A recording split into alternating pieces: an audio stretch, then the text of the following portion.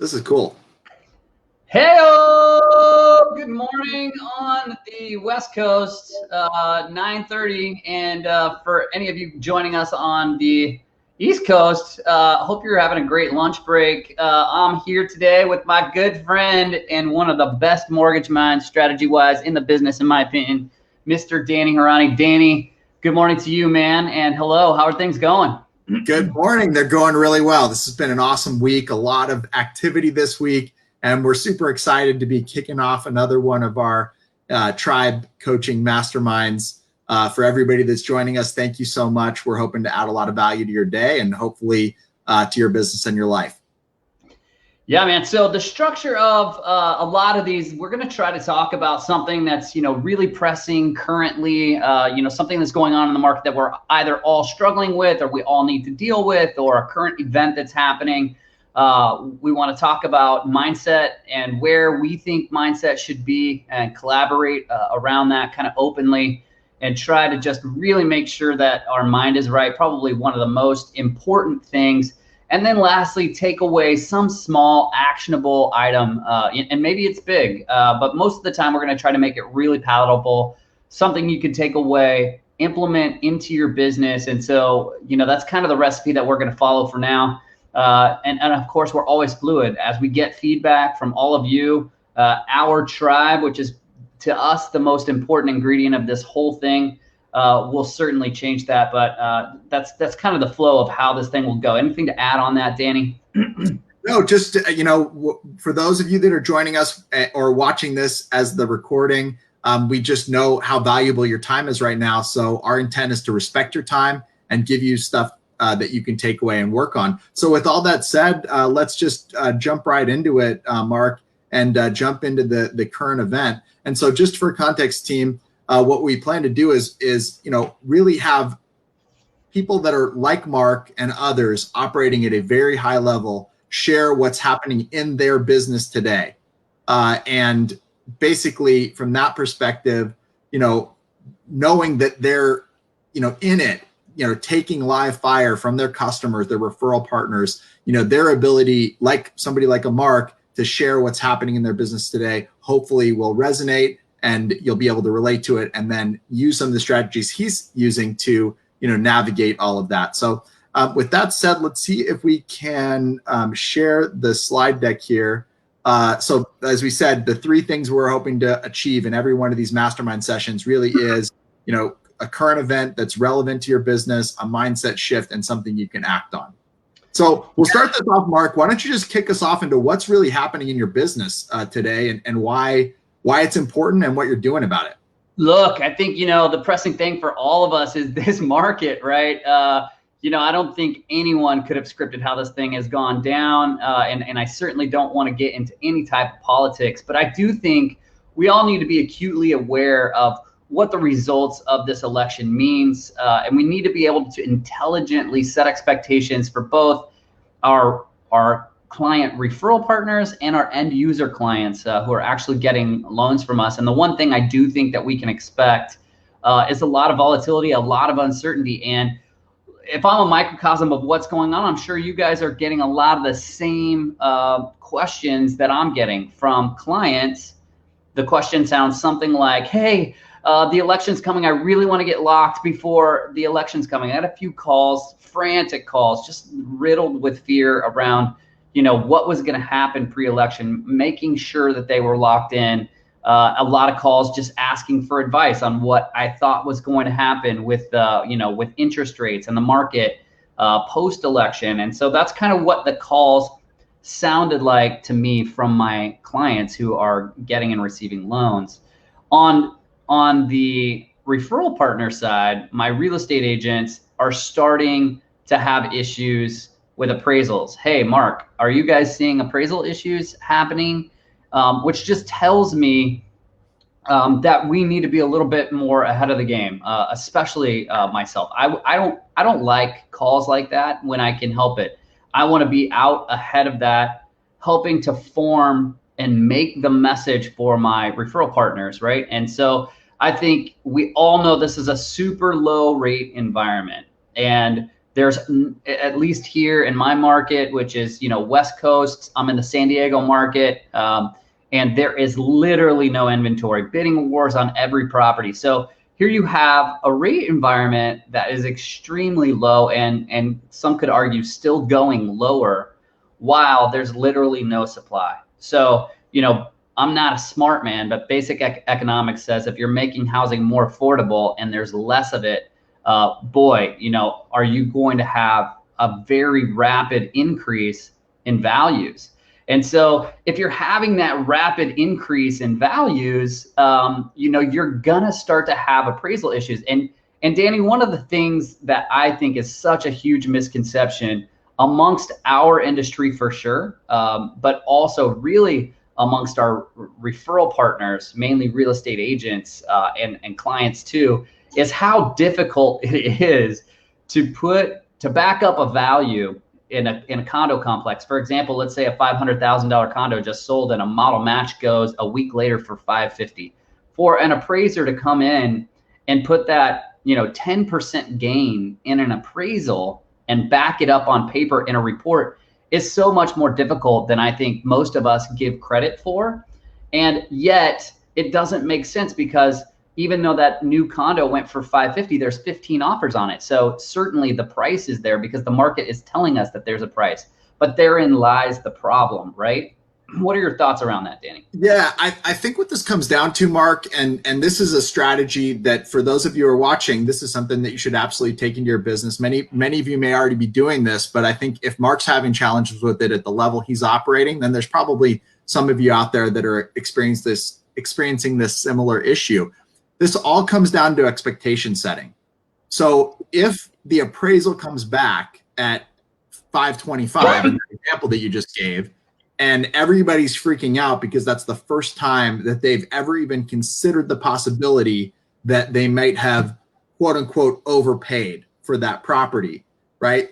That if that's the first time it happens, you're going to have to unpack all of these natural emotions that come up on all sides. If you've already run the race with your clients in their mind, right? And you've said, look, we have this journey together and we're going to run this race. And at mile marker 23, you're going to start feeling pain. And here's what it looks like. Here's how we're going to overcome that, right? Back that up into this specific example. If you've already run the race with them and said, look, here's what could happen, right? In this market, most of the time, the appraisals come back at value, and what you'll be surprised by is it comes back to the value at the penny. Yes, that is something that I get a lot of questions about, because does the appraiser know what we paid for the house? Yes, they do. They see your purchase contract. Most of the time it comes back at value because that's the truest definition of what that home's worth. What two non-distressed parties agree upon. However, there are these technical limitations that we're starting to bump into in what's called bracketing, or how, depending on how technical you want to get with your clients, you explain to them that there's technical guardrails that have to be followed in the appraisal process. And you've seen a higher frequency of properties coming in under value because of those technical limitations, not because the home is not worth that, because 15 other people said it was, right? And that's supply demand, as you alluded to. So if you prepare them for the possibility of a 510 appraisal or a 505 appraisal, when they get the 525 appraisal in, now you can have that. Remember, we talked about this. It could go anywhere from 550 to 505. We landed somewhere in the middle, and we said this is what we were going to do if that happened. So you're not having to deal with the emotion, because now instead of you being on the side of potentially the person that put them in pain, right? Because now they're worried. Nobody wants to ever feel like they're making a stupid choice, right? Like I'll speak for myself. I never want to make bad calls, right? And overpaying for a house is something that can emotionally feel like it's not a good decision to make, right? That it might be embarrassing to have overpaid or whatever you want to describe it as. But if you position it in advance, now not only are you not on the side of the party putting them into that confusion and pain, you now have positioned yourself as being someone with a lot of foresight and a lot of expertise being able to actually anticipate all these possible outcomes, and you've anchored into even worse outcome that you were truly expecting. So now you have maneuvering room instead of being just jammed into a corner, having a number of emotional parties trying to negotiate around what the price actually should be at that point.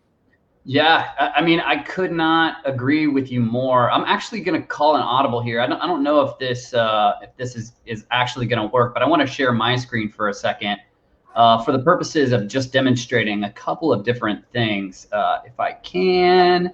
And let me just pull this up here. Everyone watching, this is an untested technical skill that we're just learning right now. So let's see if we can make it happen. Okay, I'm gonna just try to call an audible. I did this in a meeting yesterday, and a bunch of people found it helpful. Let's see here. Can you guys see my email template here, Danny? Yeah, I can. Okay, so two things. It's hard to read it, but actually, why don't you describe what you're going to share? It's difficult to read, but for anybody watching, if you put in chat that you're interested in receiving this email template that Mark's going to share, if it's difficult for you to read, then we'll make sure we get that over to you.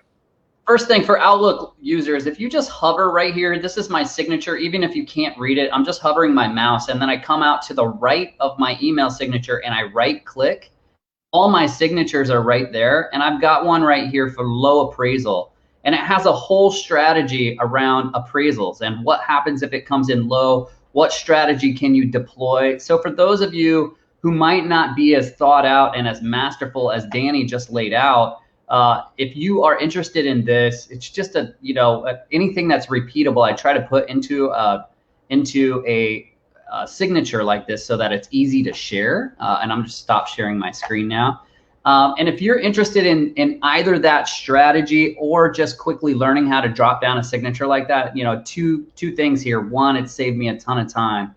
But two, if you just want to collaborate a little bit and have some structure around this, Danny laid out something that's very good, but I don't want to be remiss in just thinking that you all have this strategy laid out. It may seem second nature to somebody who's as amazing at strategy as Danny is, but if you need help around that, we're certainly willing to share that with you, or at least I'm willing to share that with you. And so, yeah, so expanding on that a little further, I think if today you did nothing but pick up the phone and call your 10 most influential realtors and just say, hey, Danny, it's Mark over at Caliber Home Loans. Listen, man, what I'm starting to notice is that because rates are so low, it's making housing really affordable. And because there's no houses on the market, it's really driving up the price of the houses that are on the market. So what we're starting to see is that values are increasing so fast that it's impossible for appraisers to keep up. So two things I want you to know is, one, when you have a buyer, you need to set the expectation with them that appraisals are challenging right now because the market is so insatiable. Number two, if you're on the listing side of a transaction, it's really something you want to vet out to make sure that that buyer, if there's an issue on the appraisal, the lender is going to take the loan based on the lower of the purchase price of the appraised value. And so you want to make sure that they've got cash to bridge that gap. And it's just something that you want to sniff out. And if you need any help, I'm happy to take a look at those deals on the ones that you really want to take and just make sure that it makes sense. But I wanted to make you aware of it because I think, Danny, if you and I can get ahead of this thing and we can craft the message rather than be reactionary to it, people are really going to look to you as someone who knows exactly what's going on in the real estate market. And I just think it's good to have this message down as the real estate community. You're a big player in the real estate community here. And I just want to make sure, we're on the same page. Do you have any ideas about this? What are you seeing? Right? And then that opens up an opportunity for you to then talk. But I think if you can today pick up the phone, have 10 conversations like that with real estate agents in your market, and you're not asking them to go to coffee so that you can tell them how great you are. You're not asking them for a shot at their deal. You're simply just trying to add value. And I think if you can make these little calls and prospect in a time when none of us have time to prospect with value adds, first of all, no one's doing that. Second of all, it creates this collaboration, this bond that's really, really sticky. And lastly, it just makes really good sense, to your point, Danny, of setting the expectation. You not only need to do that with your loan clients, but you need to do it with your referral partners too. Absolutely. And last thing that we'll say on this topic, so that we can make sure we cover everything that we had on the agenda, is that, it's really important right now for you as the mortgage professional, financial services professional in the lives of your clients and referral partners to be positioned as the expert and to prepare them with the information they need to make good decisions. So I put this note here. We put this note here: a confused mind will not act. This is the way that you can add absolutely the most value to certainly your referral partners' businesses, but also to the families that you're serving, is to educate them and provide the value of education so that they can be empowered to act. So another strategy as it relates to, one is this expectation setting, pre-framing and preparing. But then once you do get into a situation, using tools like, when I was originating in my business, I used tools like Mortgage Coach, or you can also use tools like MBS Highway or others that would give you the ability to then translate for that family. Okay, here's what happens, right? Here's what happens if you back out and wait, 3-4 months for things to settle down, but interest rates go up 0.5%. So yeah, maybe you end up with a purchase price that's, let's say, in some fantasy world, values actually go backwards and actually go down, and you were able to get a lower purchase price, but at the same time, interest rates went up. And that was actually one of the things that drove prices to go down. It was a related event. Well, you can show, using tools, best-in-class tools out there in the marketplace, you can show your clients what that actually means for them. And I haven't done the math ahead of time here, but I'm willing to bet, any referral partner coffee, that if I show somebody going $10,000 lower in purchase price, but 0.5% higher in interest rate, they're going to end up paying more for that house over time, because their monthly payment, which is really what matters to them, which is why we're talking about this explosive value market and reduced inventory, is because people make decisions based on payment, and with rates low, the payments that people can afford for various price points have actually, or the price point that they can afford has gone up, and that's what's causing them to be in a position to make those very aggressive offers, which are driving prices up. So using those tools, showing what they are, because a confused mind will not act. And the greatest thing you can contribute to your referral partner's business is more qualified buyers that are willing to move quickly on their path towards home ownership. One other thing I want to touch on, I know you said last thing before we move on, Danny, but I think it's really important. And that is, if you're talking to a client about a possible appraisal shortage and they're already anxious out of their mind, especially if it's a first-time home buyer, you do not want to create more fear and anxiety. So what Danny was just saying is, this gives you an opportunity to educate, to be the local area expert, right? So when you're scripting that, let me offer a possible suggestion. It might sound something like, look, Danny, because there's so few houses on the market and values are absolutely exploding, everyone wants into the market. And because of that, sometimes we're having challenges with appraisals. Like, this house is testing a new high that the one right before it couldn't test. And most of our clients really want to get in because they want a piece of that explosive home gain. And I can't guarantee that that's going to happen, but even if your appraisal comes in short and you have to close the gap of $20,000 on this, $550,000 home. Right now, San Diego is typically at 5%. Right now, they're forecasting 8%. 8% on $500,000 is more than this $20,000 shortage. So if you believe, and if you want a part of that equity gain, which is what so many people want, the important part is to get in. What I want to make you aware of is that appraisal challenges can happen, and I don't want it to be a surprise. I want it to be something that we're prepared for. Let's talk about strategies just in case it comes up. So now you're not throwing it out there like, oh, there's an appraisal challenge, and leaving them with all this anxiety, right? You're saying the reason there's an appraisal challenge is because values are skyrocketing. And if you want to be a part of that, great. It's just a different way to frame that so that it creates excitement around the home buying process, especially if they believe that values are going to continue to increase because of low rates and shortage of inventory. Yeah, well said, Mark. So I'm going to call it audible here, and let's skip the uncertain tax landscape for this session. We have another mastermind that we're going to be holding 2 weeks from now, and every 2 weeks after that, and we can touch on that as it becomes kind of more clear, because there's some proposals and things that we believe are relevant to share with your referral partners. But as that actually crystallizes, we can be a little bit more specific in our next session, or even one later in the year. Yeah, and I would also say it's less of a concern now. I think the markets are concerned less because it does not look like it's going to be a unanimous sweep one way or the other of the House and Senate, which would have made it much easier to get different tax landscapes through the system. And so I think the markets are not as fearful of that. So just one other point there. So as we introduced in the framing of these mastermind sessions, we want to give you a current event, which is going to have actionable items pulled out of it. We're going to also offer you a mindset shift or a mindset proposal. And when Mark and I were preparing for this session and going through the various items that we could talk about today, we landed on this one as a clear winner, as what's the most relevant mindset shift that's really timely. And that this is a quote that literally, and I can say this without hesitation, it literally changed my life.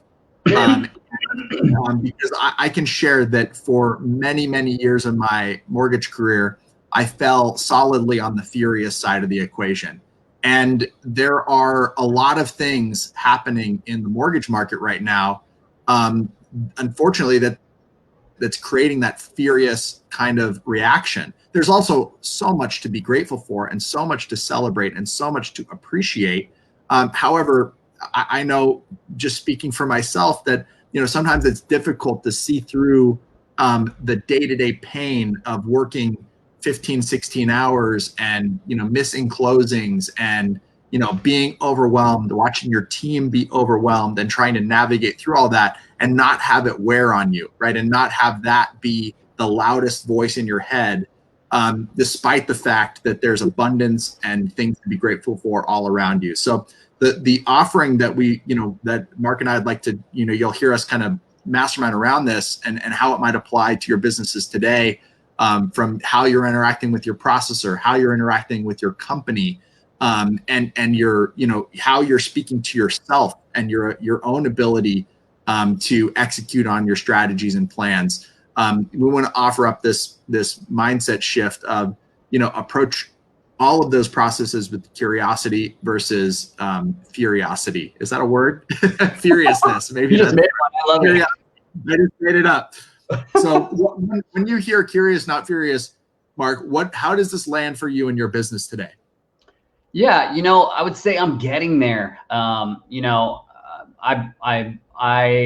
really have tried to base my business off of the things I just told you: calling a real estate agent, collaborating around an appraisal, just something like that, where I'm adding value all the time. And it necessitates this abundance, even when there isn't abundance. And now there's this crazy abundance. And so I'm pretty proud of the way that I've built my business. It's been slower, but it's been more fun and more fulfilling, I think, than some of the people that I compare myself to. But what I'm getting to here is that I still find myself in a scarcity mindset, even with all this abundance. I'm making more money this year than I've ever made. I've been able to help my team make more money than they have ever made. We're shattering every record, helping more families on the purchase side and the refinance side than we ever have. And if you were Joe Blow off the street and you looked at my life, you would be like, what is that guy complaining about? However, if I was being honest with all of you, I complain a lot internally, and it's taking a lot more work to keep myself on in gratitude. I have to work harder, and a lot of that is, like you said, just the tremendous capacity issues that we're having. The whole industry is completely inverted. It's never been this easy to go and, you know, drive business, which is my #1 job. And so I feel a little complacent because I'm not out there hunting for everyone. And so, you know, you said, what are the conversations like with yourself? That's, for me, that is the #1 thing for all of us. And, you know, just the other day, I was very clear with someone who was also a lender, came to us, wanted us to do the deal. I was very clear, like, hey, it's cool. Like, I know you're in the business. I don't want to do even the pre-qual if you're not certain that you want to engage our team. Here's all the rates. Here's all the stuff. No, I'm totally in. Went down, and he ended up, you know, flipping the script a couple days later, and it was on a weekend, right? And I could hear it. I knew what was going to happen. And I spent a couple of days really trying to get past that. And instead of getting curious, like, you know, hey, why did that happen? What did I do that wasn't clear? How can I make sure that doesn't happen in the future? How can I wish this guy well, because we weren't obviously a good fit? It's not good business if that guy engages our team and has even a little small resentment. He's going to look for things wrong in the whole process and hurt our credibility. It's not going to be a good match. And I know that now, but I was upset with myself because you know, at this point in my career, those upsets for me have gotten shorter and shorter and shorter. And I need to constantly remind myself, Mark, stay curious, not furious. In the scheme of things, this deal didn't matter. But the amount of space that it took up in my heart and my brain over the day and a half hurt so many other families. And instead of thinking about the 25 to 35 families that we helped that month, this is the one thing.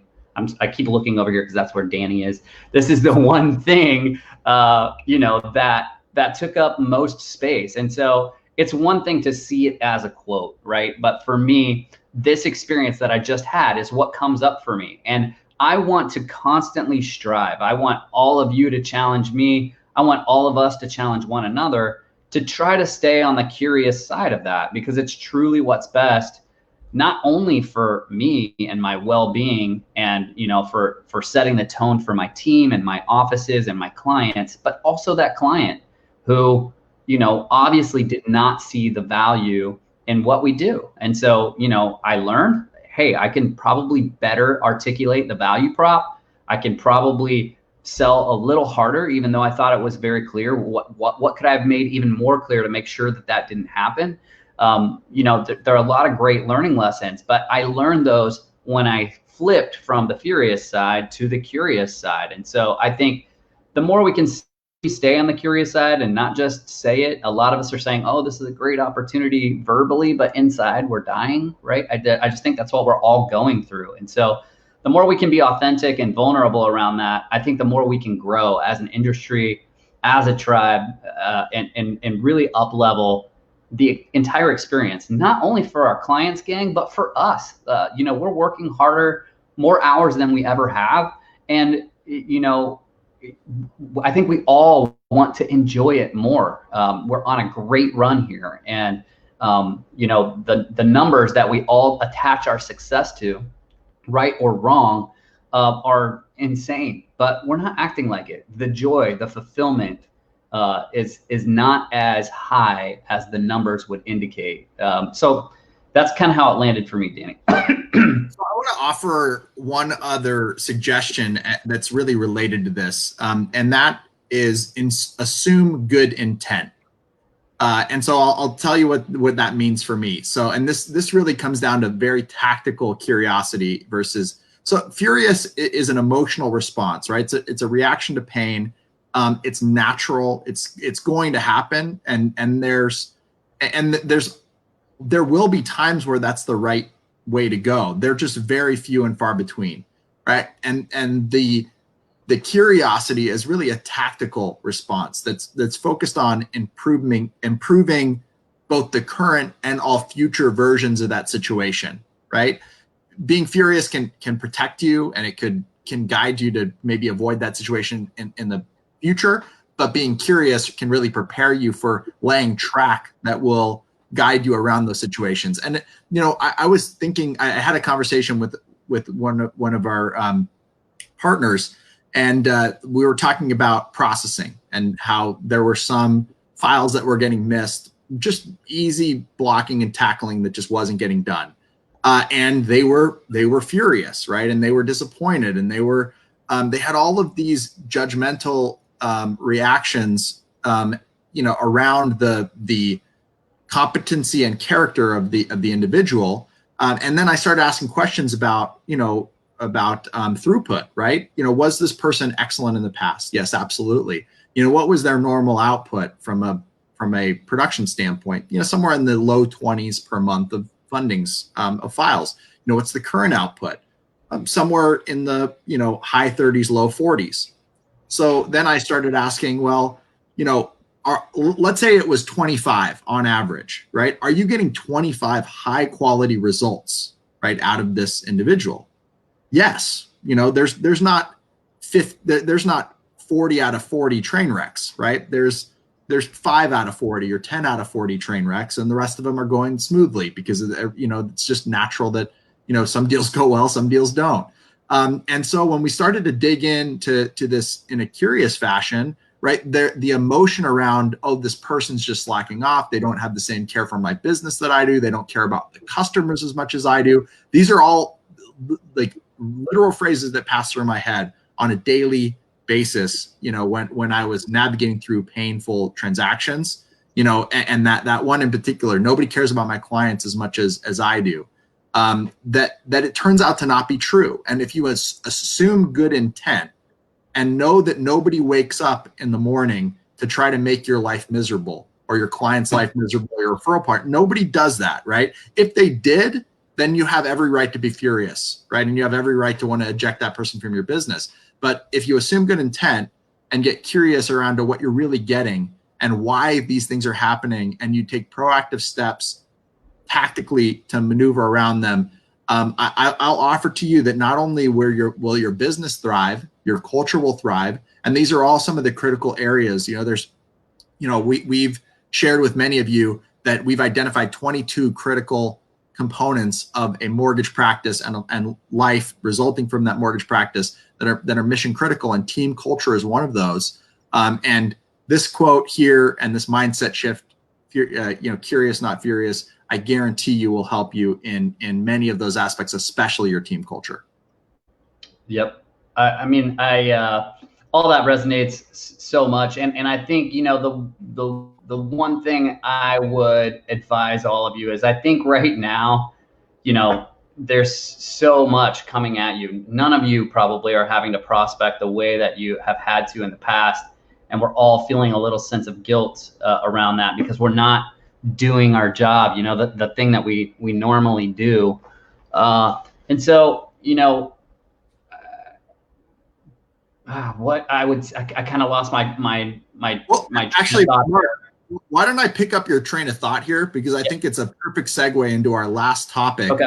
Yep. Is the tactical takeaway, something that you can do in your business or perspective that can inform action in your business. And this is one of the things that we teach on as part of our platform, is the idea that there are really only 5 focus areas for any successful mortgage practice.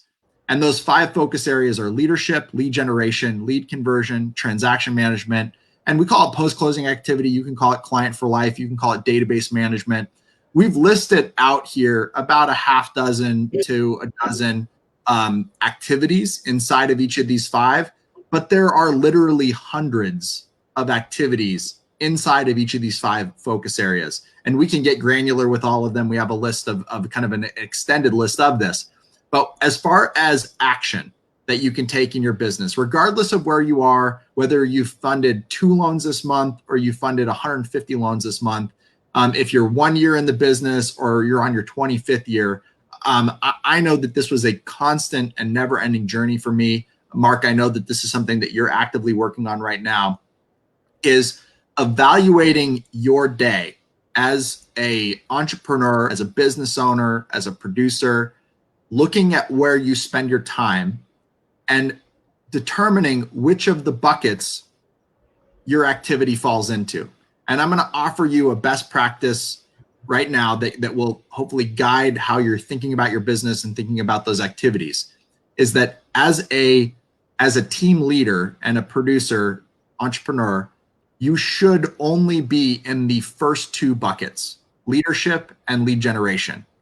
And the final three buckets, if you're really looking to have an exponentially growing business, one that's fully scalable, where the term rainmaker comes to mind, that it's really those last three buckets that are the most important to offload. So from a tactical perspective, understanding where you're at, right? Maybe you're a sole practitioner. You're the only one in your business and you're doing all of this. And what's likely happening in that case is that fifth bucket, the client for life activity, the post-closing activity just isn't happening, because that's the hardest one to do when you are focusing on just keeping, all the holes plugged so that the boat doesn't sink. And the second one that's probably being neglected the most is leadership. And leadership involves even leading yourself. That's creating a business plan. That's determining, which geographic or demographic farm you're going to be targeting that is most resonant with you as a producer, so that you can increase your lead gen and lead conversion activities, because, having a plan dramatically improves the results of executing a plan. So Mark, when you see this, these 5 categories, you had a lot of great commentary in our pre-meeting for this. What are your thoughts? And if you were going to give advice to a producer in your office today as to how to think about this and what to do with the information, what would that be?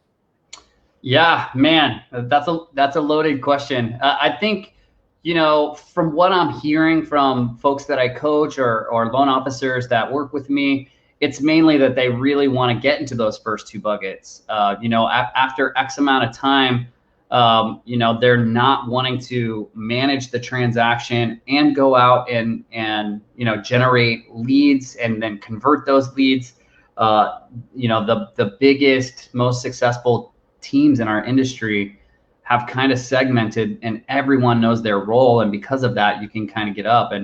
And so I think, because of the abundance that we've been talking about, there's never been a better time to kind of make that transition from being the person who brings in the loan, converts, structures the deal, sells it to the client, converts the lead, basically manages the transaction the entire way through, gets all the conditions, maybe with a corporate processor, and then probably doesn't do much on post-closing other than keeping track of the interest rate and knowing if you can save them money, to really creating a business, right? And and trying to figure out, okay, where's this thing headed? You've got more business than you've had. Take that extra money, reinvest it into hiring, training, cultivating new talent into this industry. And so I think it's a really good time, to your point, Danny, to focus on those first 2 buckets, especially leadership. And this, goes back to what I was going to say. I think right now, a lot of our conversations, and this I'm stealing from Josh Metal, who I heard say this on a call, sounds like, hey, your rate's 2.875, send me your crap, done. And that's about the extent of our calls right now. But if you can take the extra time to really lead your team, lead your clients, and provide this leadership, do the things like we were talking about, calling 10 referral partners and having a conversation proactively versus reactively around appraisals, then when you come on the other side of this, your credibility is exponentially greater, because you've taken the time to educate, to cultivate this new talent. It will give you so much more bandwidth and firepower to go out there and compete and take that market share as soon as you possibly can. Because I think everyone knows that this is going to change, that the tide is going to turn, and that moment's going to come. And another thing, actually, I'm stealing from Josh, is tomorrow rates are going to 4%. If you knew that tomorrow rates were going to 4%, I guarantee you would act differently today, if you knew for a fact. And we're not acting with that sort of importance and pressure on our day, because we just, we're just getting hit with it. And that it's not complacency, because it's all you can do to keep up. but you have to find a way to switch and change your business. And I think it's so different from what anybody expected, right? This isn't 2008 when it was like, whoa, I got to really slim down. This is 2020 where we really need to ramp up. You need to ramp up your personal team. You need to make sure that your company is doing what they can to ramp up. Technology is doing what they can. And to me, that all comes down to leadership. And so it's going to dovetail really nicely into our business planning session in the next call, which I think is going to be really different from any business planning session we've had before, because I think it's really incumbent upon us to be tighter than we've ever been, to submit better files, to have a better client experience, to be more systematized, which is quite frankly not my strong suit. I'm a salesman through and through, and systems are not our strong suit. And I think it's just a really good time to focus on those first two buckets, Danny. And so, as far as action, right? So when we're talking about, hey, take action today, what action am I referring to? So in this particular instance, the action is just creating awareness for yourself or creating awareness for your team. And what does that awareness look like? So I'll first say, why is it important that the first two buckets become your primary focus? Yeah, right. The reason it's important is because in order for you to proactively grow and proactively expand exponentially your influence over the mortgage market, you need to be able to get out of the day-to-day whirlwind that creates a tremendous amount of noise. And when you look at these other buckets, right, especially lead conversion and transaction management, those are extremely reactive by their nature. Right, a client, the Mark's example, right? The client wants to get pre-approved on the weekend.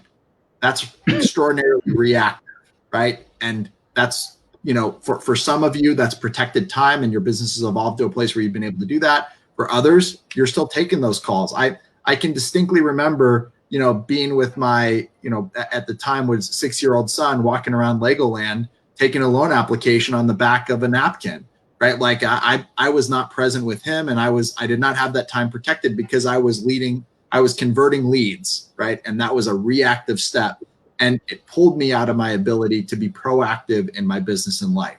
So as a leader and as somebody that is looking to expand their business, that's why you're joining us, and seeking that guidance, is because you know that you want to be proactive, you know that you want to have a plan.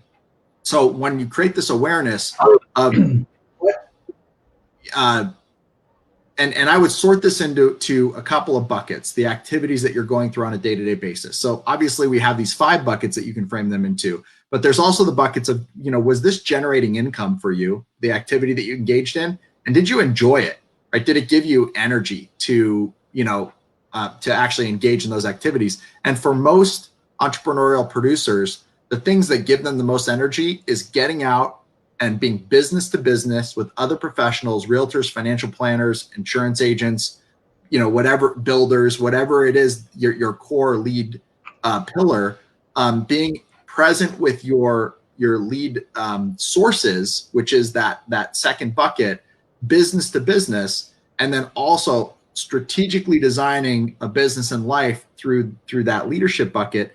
That's energetically where the greatest feedback loop happens. And then the minute you have to get into, the fact that the processor promised that the loan would be submitted on Tuesday and now it's Thursday and everybody's mad and confused, energetically, that really pulls you down from being able to go out and be the rainmaker for your business and your team.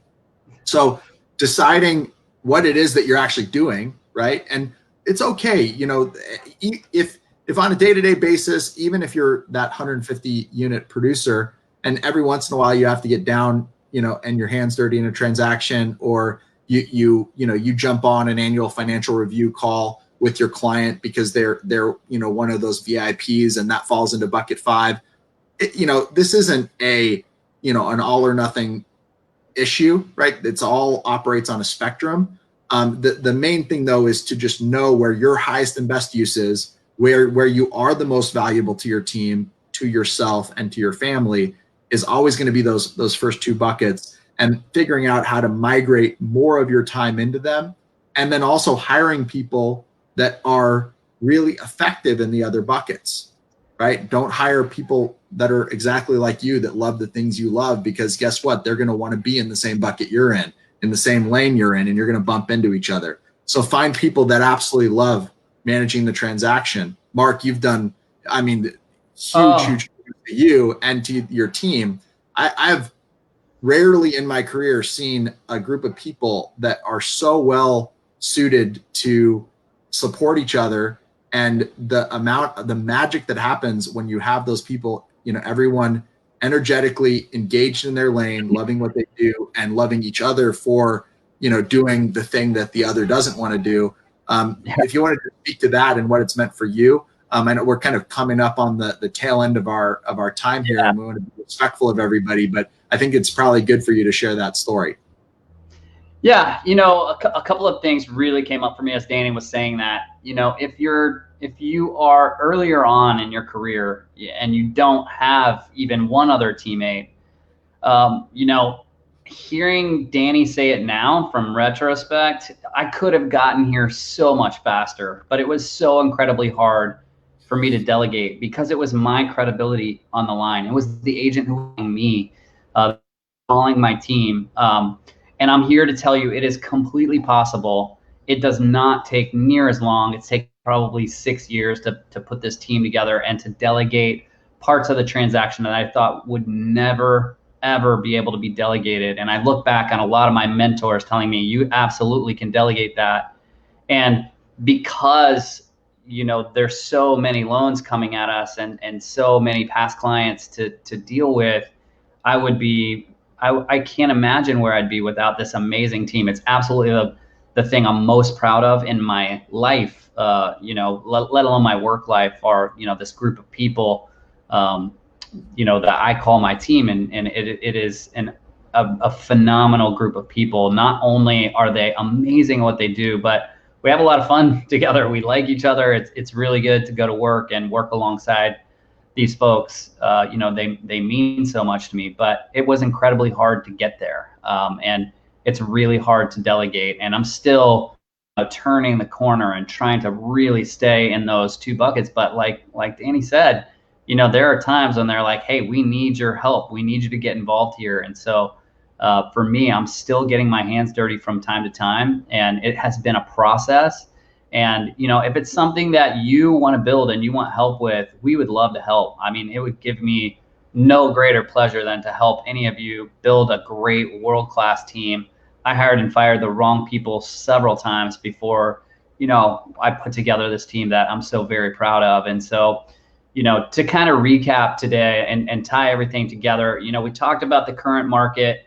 One actionable takeaway is jump on the phone, be proactive around that appraisal discussion. I think it's a really simple way to touch your realtors. Just put it on your to-do list. And mentally, you want to stay curious and try to give more space to the celebratory side than the furious side. And as an awareness, think about business.